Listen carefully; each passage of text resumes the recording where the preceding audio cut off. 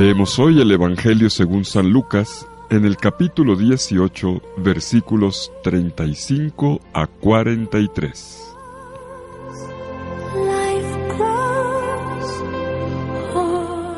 En aquel tiempo, cuando Jesús se acercaba a Jericó, un ciego estaba sentado a un lado del camino pidiendo limosna. Al oír que pasaba gente, preguntó qué era aquello, y le explicaron que era Jesús el Nazareno que estaba pasando. Entonces él comenzó a gritar: «Jesús, hijo de David, ten compasión de mí». Los que iban adelante lo regañaban para que se callara, pero él se puso a gritar más fuerte: «Hijo de David, ten compasión de mí». Entonces Jesús se detuvo y mandó que se lo trajeran. Cuando estuvo cerca, le preguntó: «¿Qué quieres que haga por ti?». Él le contestó: «Señor, que vea». Jesús le dijo: «Recobra la vista, tu fe te ha curado». Enseguida el ciego recobró la vista y lo siguió bendiciendo a Dios. Y todo el pueblo, al ver esto, alababa a Dios. Palabra del Señor. Gloria a ti, Señor Jesús.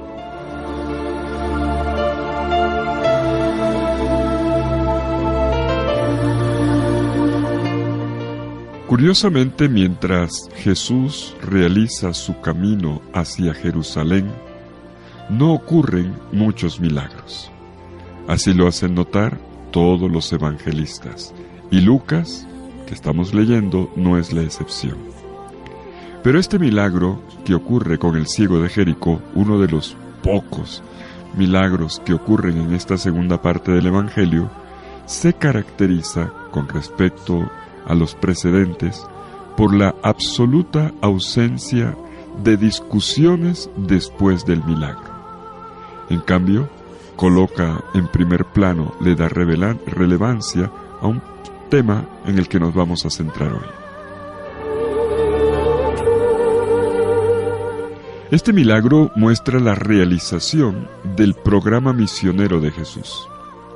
Recordémoslo, al comienzo del Evangelio, según Lucas, Jesús entra en la sinagoga de Nazaret y allí abre el rollo del profeta Isaías, donde dice: «El Espíritu del Señor está sobre mí porque me ha ungido». Y entonces dice: «para dar la buena noticia a los pobres», y luego agrega: «abrir la vista a los ciegos». Habla también de los oprimidos, habla también de los presos, y anuncia el año de gracia del Señor. Desde el principio, todo el programa misionero de Jesús está enfocado hacia los pobres y hacia los ciegos, dicho al menos de forma explícita.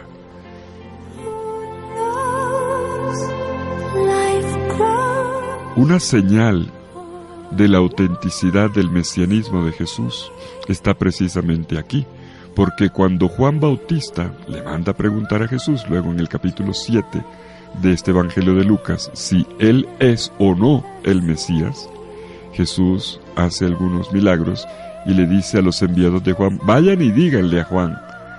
Y entonces dice que los ciegos ven, que los cojos andan, que los muertos resucitan, y coloca por delante la acción de apertura de la vista de los ciegos.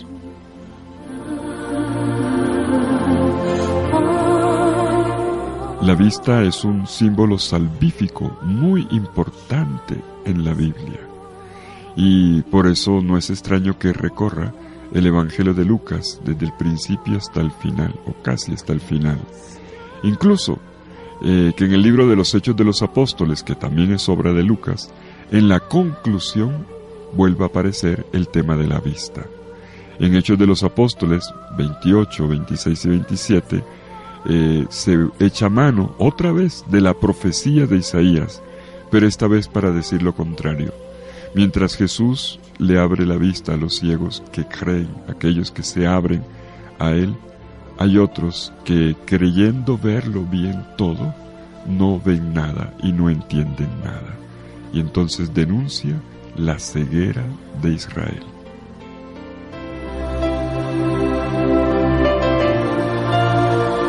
Y esto es interesante porque el don de la vista está relacionado con una manifestación salvífica más amplia, es decir, va más allá del hecho físico. Está en conexión con el don de la fe. Y el Evangelio de hoy precisamente lo subraya al final: tu fe te ha salvado. La misma expresión que se le ha dicho a la pecadora pública en 7:50. La misma expresión que se le ha dicho al leproso samaritano que volvió a dar gracias en 17:19. Tu fe te ha salvado. Y así sucesivamente en otros pasajes. Tu fe te ha salvado, le dirá Jesús al final. Y esto nos invita entonces a entrar en el texto observando el camino de fe por el que pasa este hombre.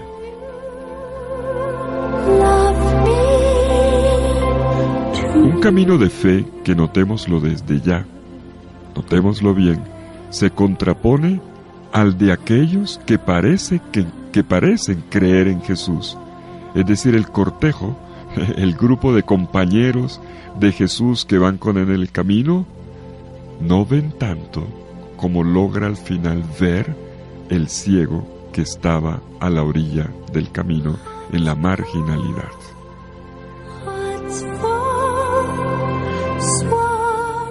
Y no ven porque ellos mandan a callar, mandan silenciar, precisamente a uno de los destinatarios privilegiados de la misión de Jesús. Ellos deberían saberlo. Este era el programa de Jesús, los ciegos. Y aparece un ciego en el camino y lo mandan a callar, lo mandan a quitarse del lado porque es un fastidio. Es decir, no han entendido la misión de Jesús.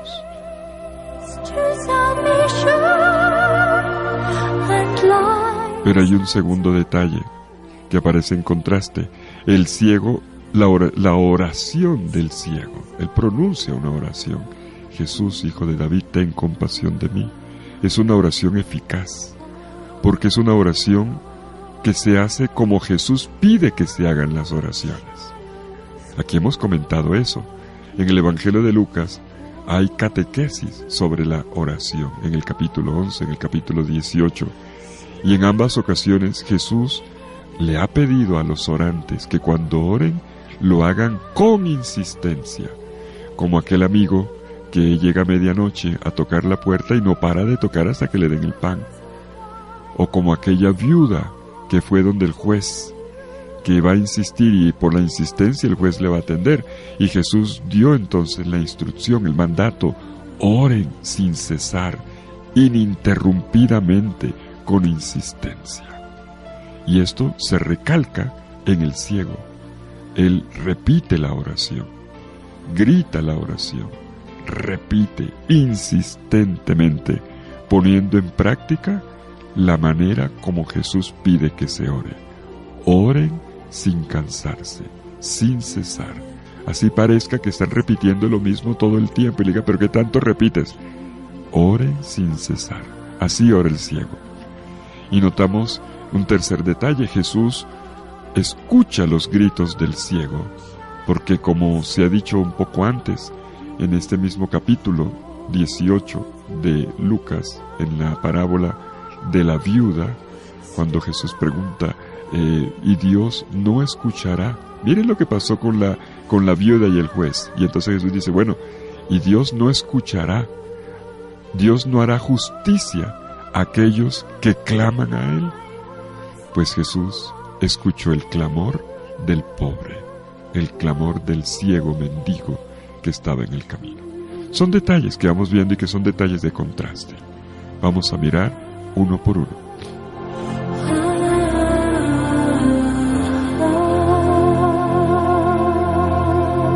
Pues sí, les propongo que nos enfoquemos en el texto bíblico.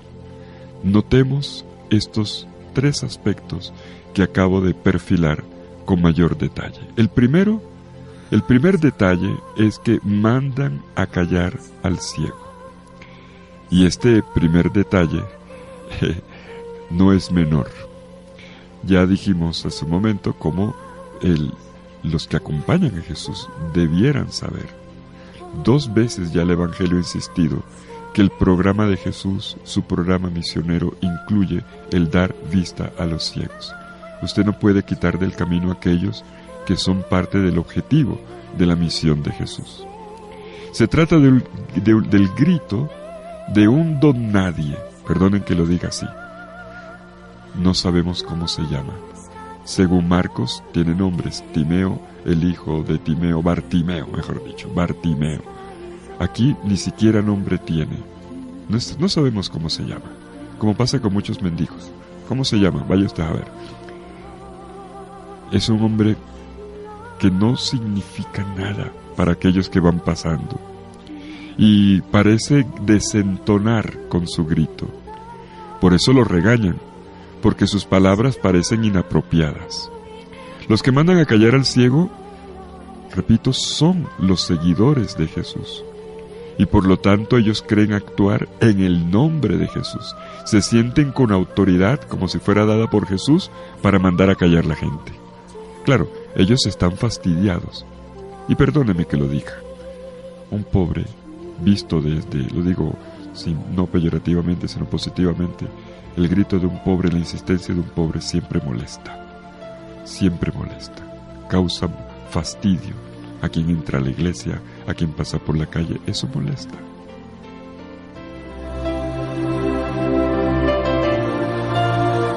Pero Jesús nos va a dar otro punto de vista. Aquí el pobre era una persona para evitar, no para acoger, no para integrar. Al máximo, darle una monedita para que no insista, y ya. Pero Jesús ve las cosas de otra manera. Era una persona no para evitar o simplemente para resolver el momento de necesidad, sino una persona para acoger, para integrar en el propio camino comunitario.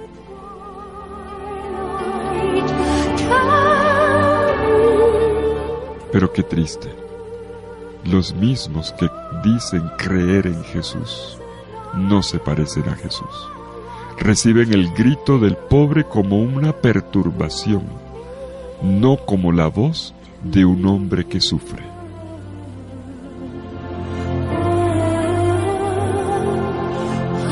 Pero atención, porque aquí hay algo más del simple fastidio.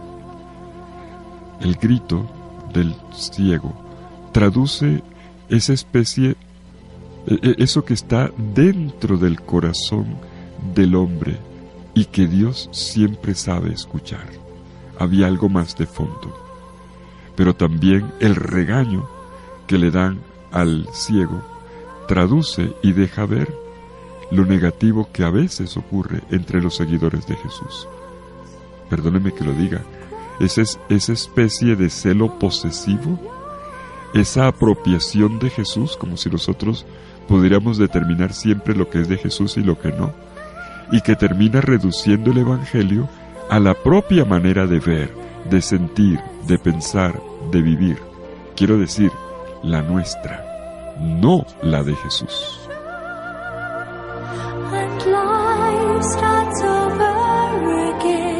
Irónicamente, quien veía más era aquel ciego. ¿Y saben por qué? Porque él estaba sentado al borde del camino para pedir unas moneditas que aseguraran su sobrevivencia, y allí vio lo que los otros no veían, que iban tan ensimismados por sus ansias de poder y de primacía entre ellos. Él invocó a Jesús con una profesión de fe. Jesús, Hijo de David, ten compasión de mí. Para los otros, Jesús era apenas un gran maestro. Ahí lo dice, cada vez que le hablan a Jesús, maestro. Para el ciego, Jesús era mucho, mucho más. Su clamor muestra que él no es un hombre replegado, no está resignado, cree que puede salir de la marginalidad por ese Jesús, Hijo de David, que está pasando. Si la ceguera lo marginó, este hombre muestra que no se deja replegar, que no está resignado, que hay alguien que lo puede sacar de ahí, de esa orilla, de ese ponerse al borde del camino, de perderse el camino de la historia. Si la ceguera lo marginó, No por eso debía quedarse allí. Entonces la de él es una insurrección, una rebeldía santa. ¿Y qué le dio esta tenacidad? El texto griego original dice que él preguntó y la gente le dijo, y aquí está la frase bonita del versículo 37, es Jesús que pasa. Es Jesús que está pasando. La conciencia de que Jesús está pasando y entender que ese Jesús es el Hijo de David, el Mesías, lo pone en movimiento, lo hace gritar y arranca de él energías inesperadas.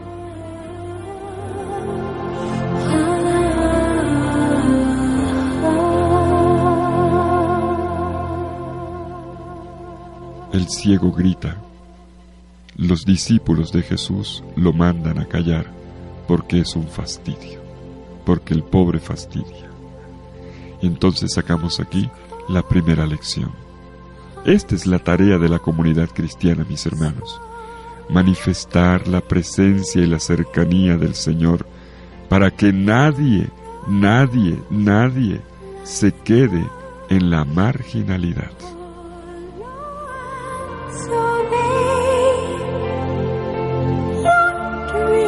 Lo nuestro no es silenciar el grito del pobre, es acoger el grito del pobre.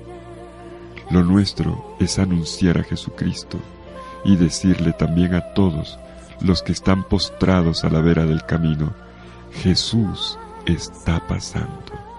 Jesús es el Mesías, Jesús es el Salvador.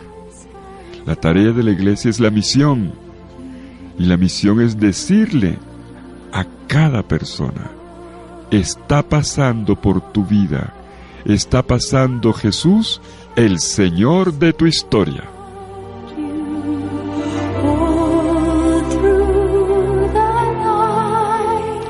Y entonces veremos la fe de la gente sencilla. Veremos cómo se llevan a cabo milagros. La fe del ciego en Jesús le hace superar los obstáculos. No se deja milanar por los regaños de quienes lo mandan a callar. Es verdad que al ciego le faltaban ojos, pero no le faltaban oídos. Él escuchó el paso de Jesús, supo que era Jesús, y esto arrancó el grito de su corazón.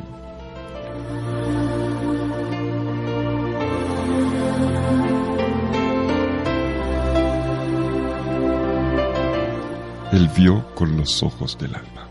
Y entonces pasamos al segundo detalle. ¿Cómo responde Jesús? ¿Cómo responde Jesús? Ocurre lo inesperado. Los oídos de Jesús escuchan el grito del pobre que invoca misericordia.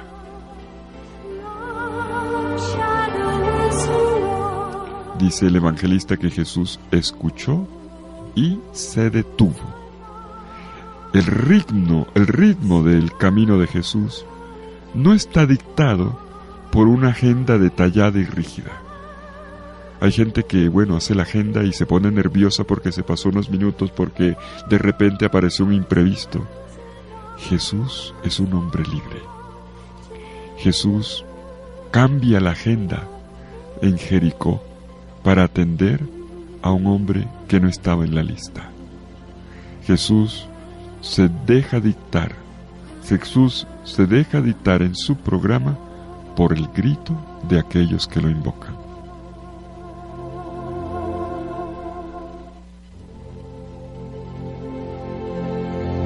Esta flexibilidad es interesante.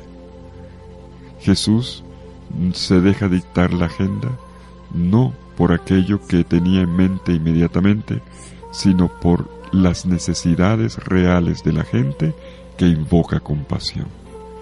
Su verdadero programa pastoral, entonces, es detenerse y permitir que el otro le dé voz a sus necesidades más genuinas.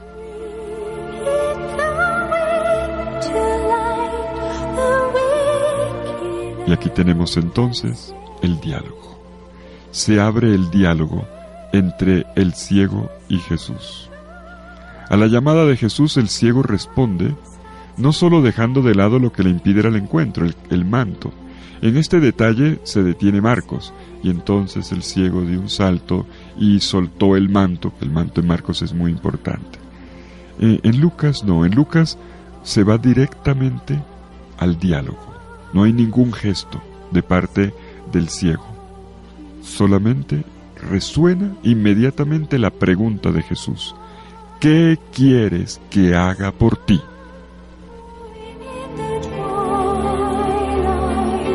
Sintamos la fuerza de la pregunta de Jesús: ¿qué quieres que haga por ti? Es la misma pregunta, es bueno siempre mirar otros pasajes para entender. Es la misma pregunta que le hace Jesús a los hijos de Zebedeo: ¿qué quieren que haga por ustedes? Y ellos le responden a Jesús: danos puestos en tu gloria, uno a tu derecha y otro a tu izquierda. En esa ocasión los discípulos se portaron mal, lo que sacaron a la luz fue sus ganas de tener puestos, su ambición.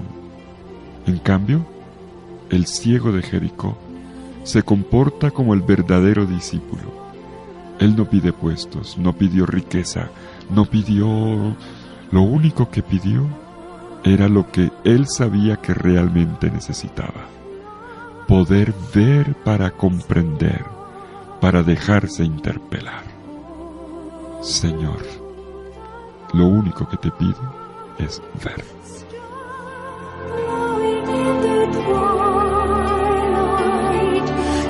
Y por último, llegamos a la conclusión. Tercer rasgo. ¿Habían visto qué evangelio tan rico? Cortico, pero muy rico. Conclusión. Jesús le responde: ten de nuevo la vista. Tu fe te ha salvado. Y enseguida el evangelista Lucas, el narrador, anota que al instante vio de nuevo y seguía a Jesús glorificando a Dios. Y no solamente el ciego ya vidente, sino todo el pueblo, cuando ve, también la gente ve, cuando vio esto, le dio gloria a Dios.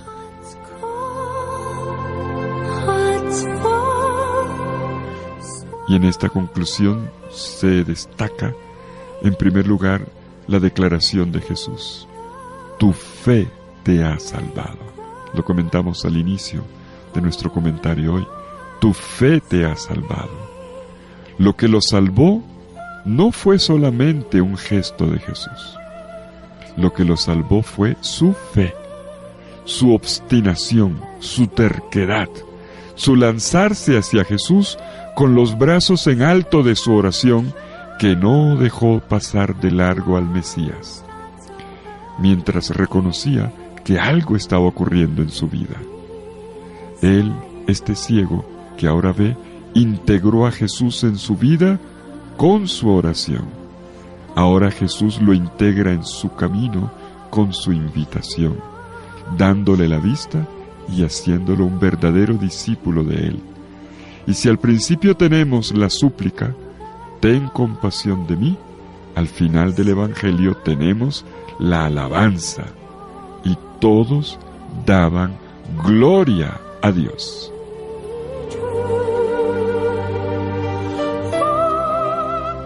En este arco oracional de la súplica a la alabanza, el hilo conductor es la fe.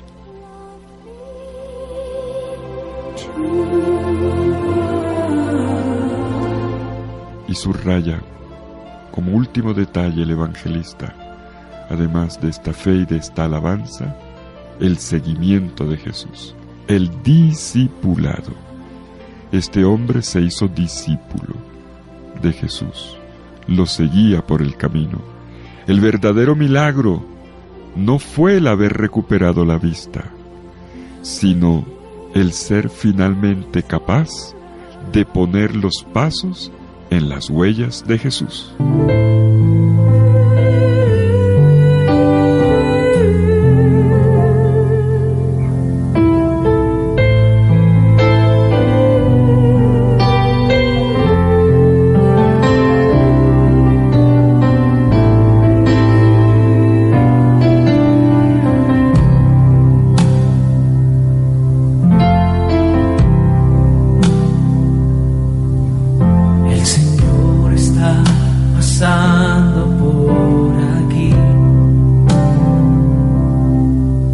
El Señor está pasando junto a ti. El Señor está pasando por aquí. Y seguro Él te quiere bendecir.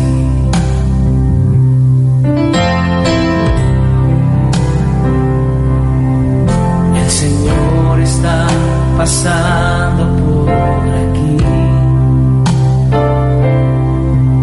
El Señor está pasando junto a ti. El Señor está pasando por aquí. Y seguro Él te quiere bendecir.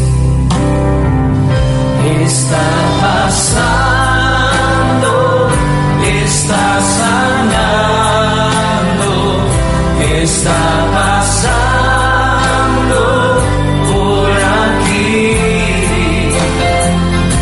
Está pasando, está sanando. El Señor está pasando por aquí.